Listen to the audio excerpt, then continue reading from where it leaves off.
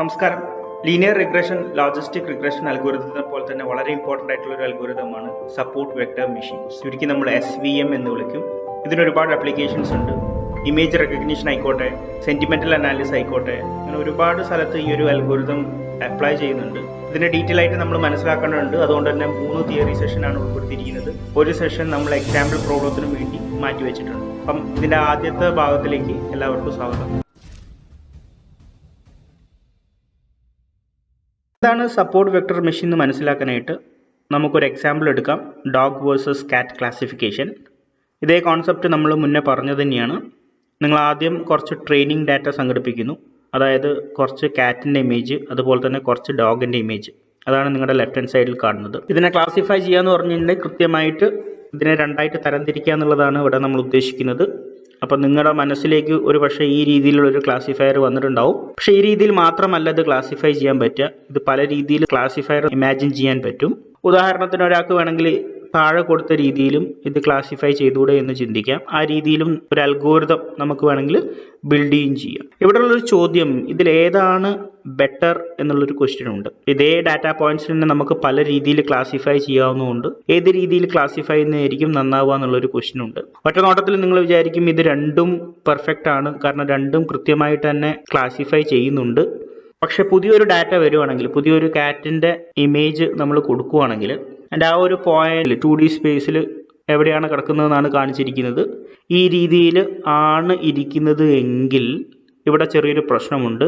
നിങ്ങളുടെ രണ്ടാമത്തെ classifier തെറ്റായിട്ടാണ് predict ചെയ്യുന്നത്. ആദ്യത്തെ ക്ലാസിഫയർ ആ ഒരു കേസിലും കൃത്യമായിട്ട് തന്നെയാണ് പ്രിഡിക്റ്റ് ചെയ്യുന്നത്. ഈ ഒരു പർട്ടിക്കുലർ കേസിൽ ഏതാണ് ശരി എന്ന് ചോദിച്ചു കഴിഞ്ഞിട്ടുണ്ടെങ്കിൽ ആദ്യത്തേതാണ് കുറച്ചുകൂടി ശരി. കാരണം നിങ്ങൾക്കൊരു ന്യൂ ഡാറ്റ കിട്ടുന്ന സമയത്ത് ആദ്യത്തെ ക്ലാസിഫയർ ആണ് ഒന്നും കൂടി നന്നായിട്ട് പ്രിഡിക്റ്റ് ചെയ്യുന്നത്. അങ്ങനെയെങ്കിൽ എങ്ങനെ നമുക്കിത് ജനറലൈസ് ചെയ്യാൻ പറ്റും എന്നുള്ളൊരു ചോദ്യമുണ്ട്. അതായത് എങ്ങനെയാണ് ദ ബെസ്റ്റ് ക്ലാസിഫയറെ കണ്ടുപിടിക്കാൻ പറ്റുക? കാരണം നിങ്ങൾക്ക് ഒരുപാട് ലൈൻസ് ആ രണ്ട് ഡാറ്റ പോയിന്റ്സിൻ്റെ ഇടയിൽ ഇമാജിൻ ചെയ്യാം. അത് ഏത് ലൈൻ ആയിരിക്കും കൂടുതൽ പ്രഡിക്ഷൻ നന്നാവുക എന്നുള്ളത് നമുക്ക് കണ്ടുപിടിക്കേണ്ടതായിട്ടുണ്ട്. അവിടെയാണ് സപ്പോർട്ട് വെക്ടർ മെഷീൻസ് നമ്മളെ സഹായിക്കുന്നത്. അപ്പോൾ എന്താണ് സപ്പോർട്ട് വെക്ടർ മെഷീൻ എന്ന് വിളിക്കുന്നത് എന്നുള്ളത് ഞാൻ പറഞ്ഞുതരാം. നമുക്ക് സപ്പോർട്ട് വെക്ടേഴ്സ് എന്ന് പറഞ്ഞിട്ടൊരു കോൺസെപ്റ്റ് ഉണ്ട്. ഈ സപ്പോർട്ട് വെക്ടേഴ്സ് എന്ന് പറഞ്ഞു കഴിഞ്ഞിട്ടുണ്ടെങ്കിൽ നിങ്ങളുടെ അതിർത്തിയിൽ കിടക്കുന്ന ഡാറ്റ പോയിന്റ്സിനെയാണ്. രണ്ട് ടൈപ്പ് ഓഫ് ഡാറ്റയുടെയും അതിർത്തിയിൽ ഇരിക്കുന്ന ആൾക്കാർ. അപ്പോൾ ഇവിടെ ഞാൻ ഹൈലൈറ്റ് ചെയ്തിട്ടുണ്ട് ഈ കാറ്റിന്റെ പോയിന്റ്സ്, അതുപോലെ തന്നെ ഈ ഡോഗിന്റെ പോയിന്റ്സ്. ഇതിനെല്ലാം സപ്പോർട്ട് വെക്ടേഴ്സ് എന്നാണ് പറയുന്നത്.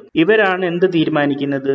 ഇതിന്റെ മാർജിൻ തീരുമാനിക്കുന്നത്. ഇവിടെ ഞാൻ മാക്സ് മാർജിൻ ആണ് കൊടുത്തിരിക്കുന്നത്. അതിന്റെ ഉദ്ദേശം തന്നെ നമ്മുടെ മാർജിൻ മാക്സിമൈസ് ചെയ്യുക എന്നുള്ളൊരു ഉദ്ദേശത്തോടു കൂടിയാണ്. എന്താണ് മാർജിൻ എന്ന് പറയുന്നത്? ഈ രണ്ട് സപ്പോർട്ട് വെക്ടേഴ്സ്, കാറ്റിന്റെ ഭാഗത്തു നിന്നുള്ള അതിർത്തിയിലുള്ള ആൾക്കാരെയും അതുപോലെ തന്നെ ഡോഗിന്റെ ഭാഗത്തു നിന്നുള്ള അതിർത്തിയിൽ നിന്നുള്ള ആൾക്കാരുടെയും തമ്മിലുള്ള ഡിഫറൻസ് കൂടുതലായിരിക്കും. അതിനെയാണ് നമ്മൾ മാർജിൻ എന്നതുകൊണ്ട് ഉദ്ദേശിക്കുന്നത്. നേരത്തെ കേസ് വീണ്ടും എടുത്തു കഴിഞ്ഞാൽ ആ ഒരു ക്ലാസിഫയറുടെ മാർജിൻ ഇതുപോലെ കാൽക്കുലേറ്റ് ചെയ്താൽ അത് കമ്പാരിറ്റീവ്ലി വളരെ കുറവാണ്. അതുകൊണ്ട് തന്നെ നമുക്ക് വീണ്ടും പറയാം, ആദ്യത്തെ ക്ലാസിഫയർ തന്നെയാണ് ബെസ്റ്റ്. പക്ഷേ ഇപ്രാവശ്യം നമ്മൾ ബെസ്റ്റ് എന്ന് പറയുന്നത് എന്തുകൊണ്ടാണ്? ഇപ്രാവശ്യം നമ്മളത് ബെസ്റ്റാന്ന് പറയാൻ കാരണം അതിൻ്റെ മാർജിൻ കൂടുതലാണ്. ഇതാണ് സപ്പോർട്ട് വെക്ടർ മെഷീൻ്റെ ഏറ്റവും ബേസിക് ആയിട്ടുള്ള കോൺസെപ്റ്റ്. ഇതിനെ നമ്മൾ മാക്സിമം മാർജിൻ ലീനിയർ ക്ലാസിഫയർ എന്ന് വിളിക്കാറുണ്ട്. അത് തന്നെയാണ് സപ്പോർട്ട് വെക്ടർ മെഷീൻ. ഇതിൻ്റെ അടിസ്ഥാന ഉദ്ദേശം എന്ന് പറയുന്നത് ഇതൊരു ലീനിയർ ക്ലാസിഫയർ ആണ്. അതിൻ്റെ പ്രധാന ജോലി എന്ന് പറയുന്നത് മാർജിൻ കൂട്ടുക എന്നുള്ളതാണ്. എത്രത്തോളം മാർജിൻ കൂട്ടിയിട്ട് ഒരു ക്ലാസിഫയർ പ്രിഡിക്റ്റ് ചെയ്യാൻ പറ്റുമോ അതാണ് സപ്പോർട്ട് വെക്ടർ മെഷീൻസ് ചെയ്യുന്നത്. അപ്പോൾ ഇതാണ് ഏറ്റവും ഫണ്ടമെന്റൽ ആയിട്ട് നമ്മൾ അറിഞ്ഞിരിക്കേണ്ടത് സപ്പോർട്ട് വെക്ടർ മെഷീനെ കുറിച്ച് പറയുമ്പോൾ. ഇനി നമ്മൾ മനസ്സിലാക്കേണ്ട അടുത്തൊരു കോൺസെപ്റ്റ് ആണ് ഹൈപ്പർ പ്ലെയിൻ എന്നുള്ളത്. ഉദാഹരണത്തിന് ഇവിടെ ക്ലാസിഫൈ ചെയ്തപ്പോൾ നമ്മൾ ലൈനാണ് ഉപയോഗിച്ചിരിക്കുന്നത്. പക്ഷെ ഒരു 3Dയിലേക്ക് വരുമ്പോൾ നിങ്ങൾക്കൊരു പ്ലെയിൻ ഇമാജിൻ ചെയ്യാൻ പറ്റും. ഇതേ കോൺസെപ്റ്റ് തന്നെ നിങ്ങളൊരു 3 ഡയമെൻഷനിൽ ഇമാജിൻ ചെയ്യാം. അവിടെ നമുക്ക് ലൈൻ പോരാ, അവിടെ നമുക്ക് പ്ലെയിൻ വേണം. പക്ഷേ ഇത് 3 ഡയമെൻഷനിൽ നിൽക്കുന്ന ഒരു കേസല്ല. നിങ്ങളുടെ ഫീച്ചേഴ്സ് കൂടുന്നതിനനുസരിച്ച് നിങ്ങളുടെ ഡയമെൻഷൻസ് കൂടും. ഇപ്പോൾ ജനറലൈസ് ചെയ്യുമ്പോൾ നമ്മൾ n ഡയമെൻഷൻ എന്നാണ് പറയുക. അപ്പോൾ n ഡയമെൻഷനിൽ ഈ ഒരു പ്ലെയിൻ എങ്ങനെ ഇരിക്കുന്നു ജസ്റ്റ് ഒന്ന് ചിന്തിച്ചു നോക്കുക. ചിന്തിച്ചാൽ ഒന്നും കിട്ടില്ല. കാരണം n ഡയമെൻഷനിലെ പ്ലെയിൻ ഒന്നും ചിന്തിക്കാനുള്ള കപ്പാസിറ്റി നമ്മുടെ തലയ്ക്കകത്തില്ല. 3 ഡയമെൻഷൻ വരെ നമുക്ക് പോവുള്ളൂ. അപ്പോൾ നമ്മൾ അതിനെക്കുറിച്ച് കൂടുതൽ ചിന്തിച്ച് കഷ്ടപ്പെടേണ്ട. നമ്മൾ പൊതുവെ അതിനെ ഹൈപ്പർ പ്ലെയിൻ എന്ന് വിളിക്കുന്നു. ആ പ്ലെയിൻ എങ്ങനെയായിരിക്കും n ഡയമെൻഷനിൽ എന്നുള്ളതിനെ കുറിച്ച് നമ്മൾ വെറീഡ് ആവേണ്ട. അതിൻ്റെ മാത്തമാറ്റിക്സ് അത് കൈകാര്യം ചെയ്തോളും. പക്ഷേ ഈ പ്ലെയിനൊക്കെ നമ്മൾ ജനറലൈസ് ചെയ്ത് പറയുന്നത് ഹൈപ്പർ പ്ലെയിൻ എന്നാണ്. അപ്പോൾ ഹൈപ്പർ പ്ലെയിൻ എന്ന് പറയുന്നത് എന്താണ്? നമ്മുടെ ഡാറ്റ പോയിന്റ്സിനെ കൃത്യമായിട്ട് ക്ലാസിഫൈ ചെയ്യുന്ന പ്ലെയിനെ, അതിനെ നമ്മൾ ഹൈപ്പർ പ്ലെയിൻ എന്ന് വിളിക്കുന്നു. ഇത് എല്ലാ ഡയമെൻഷനിലും നമ്മൾ പ്ലെയിൻ തന്നെയാണ് പറയുക. 2D റെപ്രസെന്റ് ചെയ്യുമ്പോൾ മാത്രം നമ്മളതിനെ ലൈൻ എന്ന് പറയുന്നു. സപ്പോർട്ട് വെക്ടർ മെഷീൻ ഒന്ന് റീഡിഫൈൻ ചെയ്യാണ്. എന്താണ് സപ്പോർട്ട് വെക്ടർ മെഷീന്റെ ഒബ്ജക്റ്റീവ്? ആൽഗോരിതത്തിന്റെ ഒബ്ജക്റ്റീവ് എന്ന് പറയുന്നത് ഈ ഹൈപ്പർ പ്ലെയിൻ കണ്ടുപിടിക്കുക എന്നുള്ളതാണ്. In any n dimensional space. n എന്ന് പറയുന്നത് നമ്പർ ഓഫ് ഫീച്ചേഴ്സ് ആണ്. അതായത് നിങ്ങൾ എത്ര ഫീച്ചേഴ്സ് ഉണ്ടെങ്കിലും കൃത്യമായിട്ട് ക്ലാസിഫൈ ചെയ്യുന്ന ഒരു ഹൈപ്പർ പ്ലെയിൻ കണ്ടുപിടിക്കുക എന്നുള്ളതാണ് സപ്പോർട്ട് വെക്ടർ മെഷീന്റെ ജോലി. നിങ്ങൾ വിചാരിക്കുന്നുണ്ടാവും ഇത് വളരെ നല്ലൊരു കോൺസെപ്റ്റ് ആണ്. ഈ രീതിയിൽ വളരെ എളുപ്പത്തിൽ നമുക്ക് മാർജിൻ കണ്ടുപിടിച്ചാൽ എപ്പോഴും കൃത്യമായിട്ടുള്ളൊരു ക്ലാസിഫിക്കേഷൻ നടക്കും എന്നുള്ളതൊരു പക്ഷേ മനസ്സിലുണ്ടാവും. പക്ഷേ ഇതുമായിട്ട് ബന്ധപ്പെട്ട് കുറച്ച് പ്രശ്നങ്ങളൂടെ ഉണ്ട്. ഞാൻ അതാണ് പറയാൻ പോകുന്നത്. ഉദാഹരണത്തിന് നിങ്ങൾക്ക് ഈ രീതിയിലുള്ളൊരു ഡാറ്റ സെറ്റ് ഉണ്ടെന്ന് ഇരിക്കട്ടെ. ഈ ഡാറ്റയുടെ പ്രത്യേകത എന്താണ്? ഇത് കാറ്റ് ആണ്, പക്ഷേ ഡോഗിന്റെ കാറ്റഗറിയിലാണ് ഇരിക്കുന്നത്. ഇതിനെ നമ്മൾ ഔട്ട്ലയർ എന്ന് പറയും. ഇതിൻ്റെ ഒരു ഉദാഹരണം എന്ന് പറയുന്നത് ഈ രീതിയിൽ ഡോഗിനെ പോലെ ഇരിക്കുന്ന കാറ്റ്. ഡോഗ് അല്ല, പക്ഷേ കണ്ടു കഴിഞ്ഞാൽ ഡോഗ് ആണെന്ന് തോന്നുന്ന രീതിയിലുള്ള കാറ്റുകൾ ഉണ്ടാവും. ഇതിനെ നമ്മൾ ഡാറ്റ ഡിസ്ട്രിബ്യൂട്ട് ചെയ്യുന്ന സമയത്ത് ഈ രീതിയിൽ എക്സ്ട്രീം പോയിന്റ് ആയിട്ടാണ് നമ്മൾ കൺസിഡർ ചെയ്യുക. അതിനെ വിളിക്കുന്നതാണ് ഔട്ട്ലയർ എന്നുള്ളത്. ഇത്തരം ഔട്ട്ലയേഴ്സ് ഉണ്ടെങ്കിൽ നിങ്ങളുടെ ക്ലാസിഫിക്കേഷൻ എങ്ങനെയായിരിക്കും എന്ന് ജസ്റ്റ് ഇമാജിൻ ചെയ്യുക. നേരത്തെ കോൺസെപ്റ്റ് എടുക്കുകയാണെങ്കിൽ ഈ രീതിയിലുള്ള ഒരു ക്ലാസിഫയർ ആണ് ഇതിനെ ഏറ്റവും ബെസ്റ്റ് ആയിട്ട് ക്ലാസിഫൈ ചെയ്യാൻ പറ്റുക. പക്ഷേ ഇവിടുത്തെ ഒരു പ്രശ്നം നിങ്ങൾ നോക്കൂ. ഇവിടുത്തെ മാർജിൻ വളരെ കുറവാണ്. ഈ ഒരു ലൈന് ഇവിടെ വരുന്നതിന് പകരം ഇവിടെ എവിടെയെങ്കിലും വന്നിരുന്നെങ്കിൽ ഈ ഒരു മാർജിൻ കൂടിയേനെ. പക്ഷെ മാർജിൻ കൂടുമ്പോൾ എന്ത് ചെയ്യും? ഈ ഒരു പോയിന്റ് മാത്രം ഡോഗിന്റെ കാറ്റഗറിയിൽ പെടും. ശരിക്ക് ആലോചിക്കുകയാണെങ്കിൽ അതാണ് കുറച്ചും കൂടി ആക്യുറേറ്റ് ആയിട്ടുള്ളത്. കാരണം ഈ ഒരു പോയിന്റ് എന്ന് പറയുന്നത് ഔട്ട്ലയർ ആണ്. ഇതിനെ നമുക്ക് കൺസിഡർ ചെയ്യേണ്ട കാര്യമുണ്ടോ എന്നുള്ളത് നമ്മൾ സ്വയം ചിന്തിക്കേണ്ട ഒരു കാര്യമാണ്. ഇവിടെ ഒരു ലൈൻ നിങ്ങൾ സങ്കല്പിക്കുകയാണെങ്കിലും ഈ ഒരു പോയിന്റ്സിനെല്ലാം അത് കറക്റ്റ് ആയിട്ട് ക്ലാസിഫൈ ചെയ്യും. ഈ ഒരു ഔട്ട്ലയർ മാത്രമാണ് പ്രശ്നക്കാരൻ. ഈ ഒരു ഔട്ട്ലയർ ഉള്ളതുകൊണ്ട് കൂടി തന്നെയാണ് ക്ലാസിഫിക്കേഷൻ ഈ രീതിയിൽ വന്നതും മാർജിൻ വളരെയധികം കുറഞ്ഞതും. സപ്പോർട്ട് വെക്ടർ മെഷീന്റെ റോൾ എന്താണ്?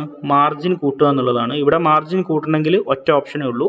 ഈ ഒരാളെ ഇഗ്നോർ ചെയ്യണം അല്ലെങ്കിൽ മിസ്ക്ലാസിഫൈ ചെയ്യണം. എന്തിനാണ് മിസ്ക്ലാസിഫൈ ചെയ്യുന്നത്? ഉദാഹരണത്തിന് പുതിയൊരു ഡാറ്റ പോയിന്റ് വന്നു എന്നിരിക്കട്ടെ. ഈ ഒരു പോയിന്റ് ഡോഗിന്റെ ക്ലസ്റ്ററിൽ തന്നെയാണ് ഇരിക്കുന്നതും, പക്ഷെ ഇത് ക്ലാസിഫൈ ചെയ്യുന്ന സമയത്ത് ഇതിനെ കാറ്റ് ആയിട്ട് ക്ലാസിഫൈ ചെയ്യും. ഈ ഒരു ക്ലാസിഫിക്കേഷൻ കൃത്യമായിട്ടുള്ള ഒരു പ്രിഡിക്ഷൻ ആയിരിക്കില്ല നടത്തുന്നത്. അതുകൊണ്ട് തന്നെ നമുക്ക് ഔട്ട്ലയറിനെ ഒഴിവാക്കേണ്ടതായിട്ടുണ്ട് അല്ലെങ്കിൽ മിസ്ക്ലാസിഫൈ ചെയ്യേണ്ടതായിട്ടുണ്ട്. ഇതിനെ നമ്മൾ സോഫ്റ്റ് മാർജിൻ ഫോർമുലേഷൻ എന്ന് പറയും. അതായത് നമ്മുടെ സപ്പോർട്ട് വെക്ടർ മെഷീനിനെ മിസ്ക്ലാസിഫൈ ചെയ്യാൻ അനുവദിക്കുക. നമ്മുടെ അൽഗോരിതം തന്നെ എന്ത് ചെയ്യും? അത് മിസ്ക്ലാസിഫൈ ചെയ്യും. അതായത് തെറ്റുകൾ മനഃപൂർവ്വം വരുത്തിക്കുക. എന്തിനാണ് തെറ്റുകൾ മനഃപൂർവ്വം വരുത്തുന്നത്? നമ്മുടെ മാർജിൻ കൂട്ടുക. മാർജിൻ കൂട്ടുമ്പോഴാണ് നമ്മുടെ പ്രഡിക്ഷൻ കൃത്യമാവുന്നത്. മാർജിൻ കുറയുന്നതിനനുസരിച്ച് പ്രഡിക്ഷൻ തെറ്റാനുള്ള സാധ്യത ഉണ്ട്. പ്രത്യേകിച്ച് നമ്മുടെ ക്ലാസിഫയർ ഹൈപ്പർ പ്ലെയിൻ എടുക്കുന്നതിൽ ഔട്ട്ലയർ കൺസിഡർ ചെയ്തിട്ടുണ്ടെങ്കിൽ തീർച്ചയായിട്ടും മാർജിൻ കുറയും. മാർജിൻ കുറയുന്നതോട് തന്നെ പ്രെഡിക്റ്റ് ചെയ്യുന്ന സമയത്ത് തെറ്റായിട്ട് പ്രെഡിക്റ്റ് ചെയ്യാനുള്ളൊരു സാധ്യത ഉണ്ട്.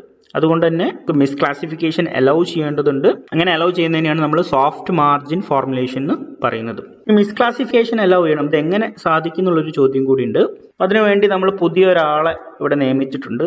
അതിന്റെ പേരാണ് സി പാരാമീറ്റർ. SVM ഇക്വേഷൻ എഴുതുന്ന സമയത്ത് നമ്മൾ കൺസിഡർ ചെയ്യുന്ന അല്ലെങ്കിൽ കൺസിഡർ ചെയ്യേണ്ട ഒരാളാണ് സി പാരാമീറ്റർ. സി പാരാമീറ്റർ ആണ് നമ്മളോട് പറയുന്നത് എത്രത്തോളം ഒഴിവാക്കണം, എത്രത്തോളം മിസ്ക്ലാസിഫൈ ചെയ്യണം എന്നുള്ളത്. ഈ ഒരു പാരാമീറ്ററിന്റെ വാല്യൂ കൂടുന്നതിനനുസരിച്ച് നിങ്ങളുടെ മാർജിൻ കുറവായിരിക്കും. അപ്പം ഇൻവേഴ്സ്ലി പ്രൊപ്പോർഷണൽ ആണ്. വാല്യൂ കൂടുന്നതിനനുസരിച്ച് നിങ്ങളുടെ മാർജിൻ കുറഞ്ഞു കുറഞ്ഞു വരും. എന്ന് വെച്ചാൽ നിങ്ങൾ ക്ലാസിഫൈ ചെയ്യുന്നത് കൂടുതൽ പ്രാധാന്യം കൊടുക്കും. ഇതിന്റെ വാല്യൂ കുറയുന്നതിനനുസരിച്ച് മിസ്ക്ലാസിഫിക്കേഷൻ എത്രത്തോളം അലൗ ചെയ്യുന്നുണ്ട് എന്നുള്ളതിൻ്റെ ഒരു മെഷറാണ്. ഒരു ഉദാഹരണം നമുക്ക് നോക്കാം. ഇവിടെ സി വാല്യൂ 100, 3, 1 ഇങ്ങനെ 3 കേസിൻ്റെത് നമ്മൾ പ്ലോട്ട് ചെയ്തിട്ടുണ്ട്. സി വാല്യൂ 100 ആകുമ്പോൾ നിങ്ങളുടെ മാർജിൻ വളരെ കുറവാണ്. സി വാല്യൂ 3, സി വാല്യൂ 1 വരുന്നതനുസരിച്ച് നിങ്ങളുടെ മാർജിൻ കൂടുന്നതായിട്ട് ഇവിടെ കാണാം. അപ്പോൾ ഈ ഒരു ലൈനാണ് നിങ്ങളുടെ മാർജിനെ റെപ്രസെൻറ്റ് ചെയ്യുന്നത്.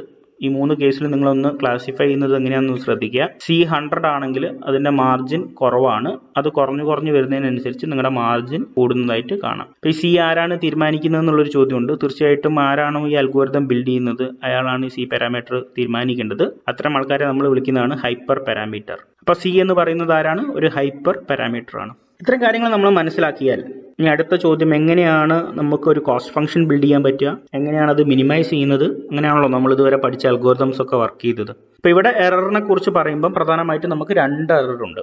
ഒന്ന് ക്ലാസിഫിക്കേഷൻ എറർ ആണ്. ക്ലാസിഫിക്കേഷൻ എറർ എന്ന് പറഞ്ഞാൽ ഈ ഒരു ഡാറ്റ പോയിന്റ് നമ്മൾ നോക്കുകയാണെങ്കിൽ എത്ര നന്നായിട്ട് ക്ലാസിഫൈ ചെയ്യുന്നു. കാറ്റ് ഉണ്ട്, ഡോഗ് ഉണ്ട്, ഇതിന്റെ ക്ലാസിഫൈ ചെയ്യുന്നതിന്റെ എററാണ് ക്ലാസിഫിക്കേഷൻ എറർ. ഇത് മുന്നേ പഠിച്ച അൽഗോരിതം പറഞ്ഞപ്പോഴൊക്കെ നമ്മൾ പറഞ്ഞിട്ടുള്ള കാര്യമാണ് എത്രത്തോളം ക്ലാസിഫൈ ചെയ്യുന്നു എന്നുള്ളതിന്റെ എററിനെ കുറിച്ച്. ഇതാണ് ആദ്യത്തെ എറർ. ഇത് കൂടാതെ SVMന് രണ്ടാമത്തെ ഒരു എററും കൂടി ഉണ്ട്. അതിനെയാണ് നമ്മൾ മാർജിൻ എറർ എന്ന് പറയുക. അൽഗോരിതത്തിന്റെ ഉദ്ദേശം എന്താണ്? മാർജിൻ മാക്സിമൈസ് ചെയ്യണം. അത് മാത്രം പോരാ, ഔട്ട്ലയേഴ്സ് ഉണ്ടെങ്കിൽ അവരെ കണ്ടുപിടിച്ച് മിസ്ക്ലാസിഫൈ ചെയ്യണം. ഈ രീതിയിലുള്ള കാര്യങ്ങളൊക്കെ ചെയ്യേണ്ടതായിട്ടുണ്ട്. ഇത് സപ്പോർട്ട് വെക്ടർ മെഷീൻ അഡീഷണൽ ജോലിയാണ്. അപ്പം അതുമായിട്ട് ബന്ധപ്പെട്ട് വരുന്ന എറർ ഉണ്ട്. അതാണ് മാർജിൻ എറർ എന്ന് പറയുന്നത്. മൊത്തത്തിൽ അൽഗോരിതത്തിന്റെ ജോലി എന്ന് പറയുന്നത് ഈ ഒരു ഇക്വേഷനെ മിനിമൈസ് ചെയ്യാണ്. Minimise CA plus B. ഇതിൽ A ഏതാണ്? ക്ലാസിഫിക്കേഷൻ എററാണ്. B എന്ന് പറയുന്നത് മാർജിൻ എററാണ്. C എവിടെ നിന്ന് വന്നു എന്നുള്ളത് ചിന്തിക്കരുത്. സീനെ കുറിച്ച് നമ്മൾ ഓൾറെഡി പറഞ്ഞു. നമ്മുടെ മുന്നത്തെ ഹൈപ്പർ പാരാമീറ്റർ ആളാണ് തീരുമാനിക്കുന്നത് എത്രത്തോളം മിസ്ക്ലാസിഫൈ ചെയ്യണം എന്നുള്ളത്. ഈ ഒരു സംശയം വരാവുന്നത് ഈ C എന്തുകൊണ്ട് ഇവിടെ മൾട്ടിപ്ലൈ ചെയ്തു എന്നുള്ളതാണ്. അതിൻ്റെ ഒരു കോൺസെപ്റ്റ് മനസ്സിലാക്കാൻ നിങ്ങൾ സിയുടെ ഒരു വാല്യൂ വളരെ കൂടുതലായിട്ടോ ചിന്തിക്കുക, വളരെ കുറവായിട്ടും ചിന്തിക്കാം. വളരെ കൂടുതലായിട്ട് ചിന്തിക്കുകയാണെങ്കിൽ A എന്ന് പറയുന്ന വാല്യൂ വളരെ ക്ലോസ് ടു 0 ആയിരിക്കും. A എന്ന് പറയുന്നത് ക്ലാസിഫിക്കേഷൻ എററാണ്. അതായത് C കൂടുക എന്ന് പറഞ്ഞാൽ എന്താണ് അർത്ഥം? മാർജിൻ കുറയുക എന്നുള്ളതാണ്. എന്ന് വെച്ചാൽ നിങ്ങൾ മിസ്ക്ലാസിഫൈ ചെയ്യുന്നത് വളരെ കുറവാണ്. എത്രത്തോളം മിസ്ക്ലാസിഫൈ ചെയ്യുന്നത് അത്രത്തോളം നിങ്ങളുടെ ക്ലാസിഫിക്കേഷൻ എറർ കുറയും. അപ്പം അതുകൊണ്ടാണ് A ക്ലോസ് ടു 0 വരുന്നത്. ആൻഡ് എൻ്റയർ അൽഗോരിതത്തിന്റെ ഗോൾ എന്ന് പറയുന്നത് ബിയിലേക്കായിരിക്കും. അങ്ങനെയെങ്കിൽ അടുത്ത ചോദ്യം, എങ്ങനെയാണ് എയും ബിയും കണ്ടുപിടിക്കുക? എങ്ങനെയാണ് നമുക്ക് ക്ലാസിഫിക്കേഷൻ എററും അതുപോലെ തന്നെ മാർജിൻ എററും കാൽക്കുലേറ്റ് ചെയ്യാൻ പറ്റുക? അത് നമ്മൾ അടുത്ത സെക്ഷനിൽ ഡീറ്റെയിൽ ആയിട്ട് പറയുന്നതായിരിക്കും. ഇനി അങ്ങോട്ട് പോകുമ്പോൾ ഇതിൻ്റെ കണക്കിൻ്റെ കളികൾ കുറച്ചും കൂടി ഇൻ ഡീറ്റെയിൽ ആയിട്ട് നമുക്ക് എക്സ്പ്ലെയിൻ ചെയ്യേണ്ടതായിട്ടുണ്ട്. അത് അടുത്ത ക്ലാസ്സിൽ ചെയ്യാം. So thank you for watching. Enjoy ML learning.